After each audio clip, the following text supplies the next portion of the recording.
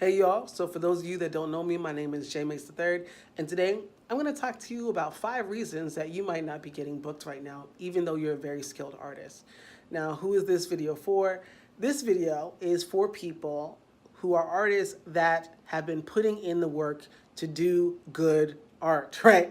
So these are people that have been rehearsing, practicing, or in the least creating work that they feel really excited about and that they're excited to share with the world, and are kind of questioning like, why aren't more people booking me, or why am I not getting more gigs, or why all this, right? This particular conversation was inspired for me from many conversations I'll have with artists where I'll ask them about like, oh, tell me about your gigs, tell me what's coming up next for you, like where are your next projects, all this stuff, and someone will say, oh, well, I'm just, I'm not booked right now, you know and so the same patterns have been arising when I'm having these conversations with people, when I ask questions. So I just thought, let me just make this a quick video and just call it a day. Okay, so a few days ago, and I'm keeping everything anonymous because this is not a conversation I've had with just one person. It's literally been a conversation I've been having with so many artists over the years. And so a few days ago, I had a conversation with an artist in which I asked this artist, very basically, oh, so, hey, so I'm really excited to hear you next. Like, when can I hear you in person? Like, when are you sharing some of your work live? Like, what's happening? And she said, oh, well, I'm not booked right now. It seems like no one's been asking me to book. And she sounded kind of angry about it. It wasn't just that she wasn't booked, she was also angry about it. And as a full-time artist, so doesn't have like some big pot of money that's just sitting around, or like doesn't have a 9-to-5 job that's going to bring in some other income. And so it's really relying on this work, and it's really frustrated that other people are not booking her, right? And so one of the first things I asked, and this is the thing that might come up for all of y'all, is, oh, well, what sort of outreach have you done, right? So number one, that oftentimes the number one place that kind of comes up for folks is that they have not done any kind of outreach. So maybe you haven't done outreach, right? And not only that you haven't done outreach, but really you're waiting to be discovered, right? So you are waiting to be discovered. And so in that sense, what I mean is I'll get people with some really dope politics and all other kinds of ways, but they will literally be waiting around for someone else to approach them about their art, even though this is something they've created that they know better than anybody else and are supposedly excited about it. If you are not excited about your work, ain't nobody going to be excited about your work for you. So make sure that you're doing some type of outreach. If you haven't heard anything from anybody, that might mean you're not doing the right kind of outreach or enough outreach, right? And we can get into numbers in a different type of video, but really that's a huge, huge part of it. Okay, so I'm hoping we're ready to get into number two.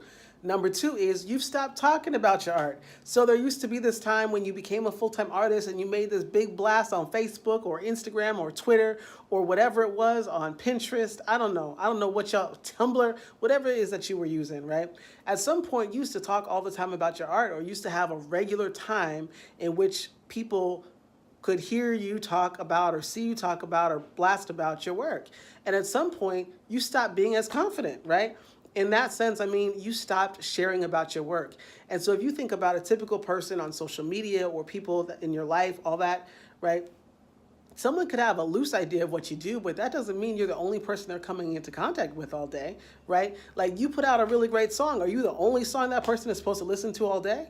No, that person is listening to his stuff on Spotify, that person listening to stuff on Tidal, that person listening to stuff on YouTube, all that kind of stuff. So they're literally getting inundated with other artists all day, right? And if we look at our social media, it's like if you're on Facebook, maybe you got 1,500 friends. Do you know what all 1,500 of your friends are doing right now? Do you know what they're doing? Right? No, that's inaccurate, right? And so we assume because someone liked a post of ours like 3 years ago, they still remember that same post or what we're doing today, right? So make sure you're doing regular shares of what you're doing and documenting what is happening in your work and in your art. Just because you were a full-time artist 3 years ago, does that mean you're a full-time artist today? No, right? Right? Or just because I booked you for something 3 years ago, maybe, do I necessarily know that you have new work? Do I necessarily know there's something else that might be relevant to me right now? No, right? So you have to be talking about your work publicly and consistently, right? So I would say even on your social media, even once a week if someone can get an update about what it is that you're doing in the world. And I don't mean it has to be like a whole rundown of where you're going to be or your next appearances or your next art shows or anything like that. But at least like, hey, this is what I'm working on, right? So just a quick blast about what it is that's actually going on for you in your work. Okay, now number 3, you're allowing your audience to be way too creative about how they can use you. So if you understand yourself to be the artist, okay, don't let other people have to be creative about how they can use you. Why don't you piece that stuff together for them? What does that mean? That means, like, for myself as a poet, I spit poems. I also do specialized work. Specifically, sometimes I'll do work that's just on art and healing from domestic violence, right? I do work that's specifically on trans rights, and Islam and Christianity. I do work on looking at surviving the arts, all that stuff. Do people necessarily know that I do all those things or can talk about all those things just because my title says that I'm a poet? No. So when people reach out to me or when I'm doing blasts about my work, I let people know, hey, this is a new workshop I got going on. This is a new particular show I got going on. Hey, y'all, listen to this poem that talks about XYZ things, or I just did a keynote about XYZ, right? So the more that you are loose with people and are not clear about all the different types of things that you offer, the less people are going to be clear about how they can use you. If I'm not the artist in the room, I should not be the one having to think creatively about what is possible in this situation. Hope that makes sense for y'all. Number 4, okay? So number 4, you've been doing too much free shit, okay? I'm gonna just say it to you like that. You know, if you had to line up all your gigs and look at all your different stuff, a lot of y'all are doing way too much free shit, right?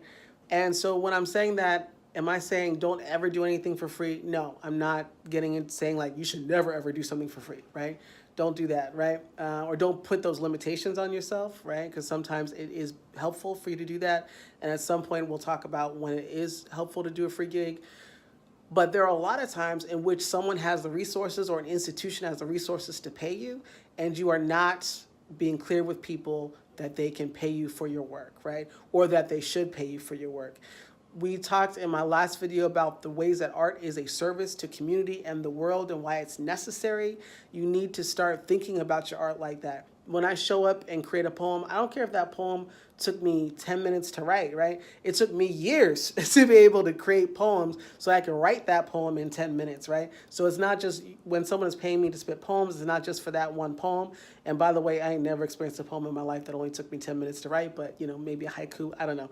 We're not getting into that. But so we're not paying just for the time that it took me to create this in this moment, but the time and effort that it took me to get to this wealth of information, of structure, of knowledge, of stage presence, of practice, of rehearsal that got me into the room on that particular day, right? So that's what someone is paying for.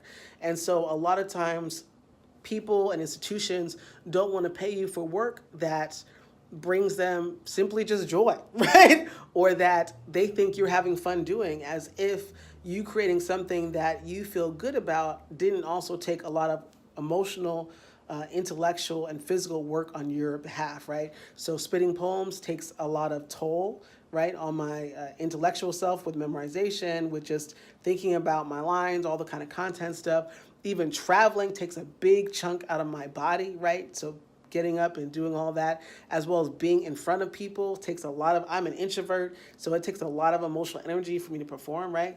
It is work, right? So your work, whatever your art is, it is work.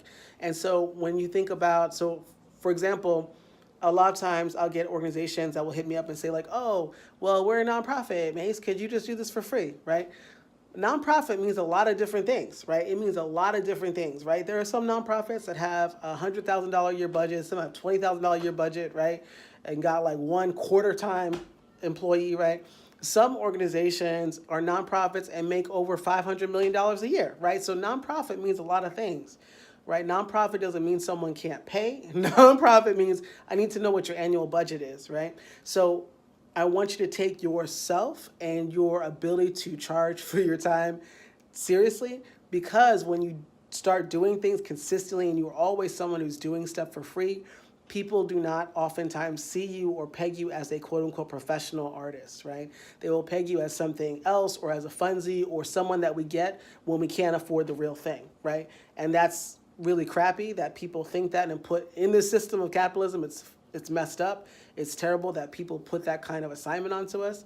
And the reality is that when someone sees you as the free option, they're usually not seeing you as the option that was at the top of their list. You're just a convenient one, right? And 5, so our last one, right? So the last reason about why you're probably not getting booked right now, even though you are a talented, prolific, wonderful artist, is, right, that you're not willing to try new things. And when I'm saying that, I mean, I would have colleagues who have been in the fields or in their artistic practice for maybe 10 years, 15 years, 20 years, and would be trying the same tactics as far as outreaching to people, marketing stuff, talking about their work that they did 20 years ago. And so then they would say to me something like, oh, well, you know, it's just the industry is just hard right now, or just like no one's making money right now, or no one's surviving off their work, right? That's actually not true. That's 100% not true. There's so many different types of art that are consistently doing well regardless of what the economy is doing, right? Because again, art is a service and is necessary in this world. Art is a service and it is necessary in this world. And so the idea that every artist is starving is a bold-faced lie, right? Is a bold-faced lie, right?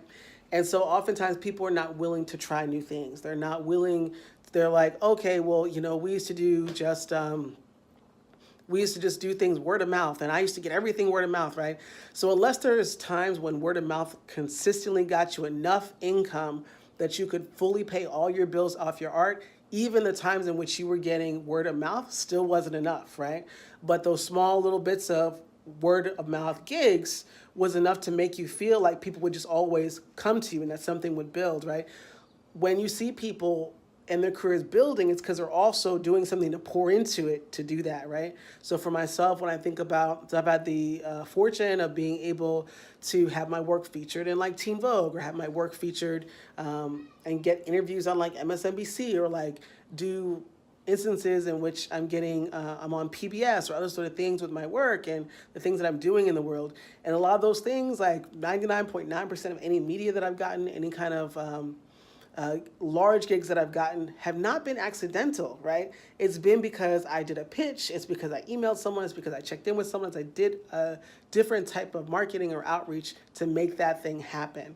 And so you have to be willing. So for example, like if you've only, so outside of word of mouth, like, do you have an email list, right? Do you do social media stuff? What social medias are you on, right? Do you engage with your audience base? Like, how are you doing something different, offering something new, or letting people know what's happening in your artistic path, right? If you are doing the same things to get audience members, to get folks to engage in your work that you did like 10 years ago, like real rap, you know, things change so quickly, right? So things change so quickly. So think about and be strategic about other ways to engage your audience if you're at a place in which the number of gigs you're getting is drying up, right? Because again, the arts as a field is not what is dying, right? It's sometimes there's one tactic that we're using. Like if you were using MySpace back in the day for music, right? Are there some people that MySpace completely catapulted into fame? Yes. 100%, yes. If you still market on MySpace in 2019, is your career going well? It is not. It is not. It is not, right? So you have to be willing to try new things. So I'm hoping all these tools were useful for y'all. I know I went on a little bit of a rant there, but so every week I'm going to try to have some new skills specifically for artists on this channel. Please subscribe if you would like to hear some more of these things that I'm going to be sharing. I might be sharing some of my art more. We'll find out. I don't know. I'm still getting used to the YouTube situation. And aside from that, create more art. So I'm excited to engage with y'all more. I'm excited to see, hear, sense more of the beautiful things that y'all are creating. So hopefully I'll see y'all on the road when I'm touring, and I'll talk to y'all soon. Peace. Also, before I forget, if there is a topic about being a full-time artist and a sustainable artist that you want to know about that I haven't covered yet, or that you want me to kind of go over again, please let me know. So let me know in the comments if there's stuff that you've always wanted to know about or that you're questioning. You know, as I've shared, in my last video, I've been a full-time artist for the last 6 years, and before that I was part-time for damn near a decade. So in my life personally, as well as my work with other artists, I've amassed a certain set of knowledge base that I'm definitely willing to share. So please let me know in the comments if there's a certain topic around being a sustainable artist that you want to kind of know about. So, and with that, talk to y'all soon. Have a beautiful, wonderful day. Peace.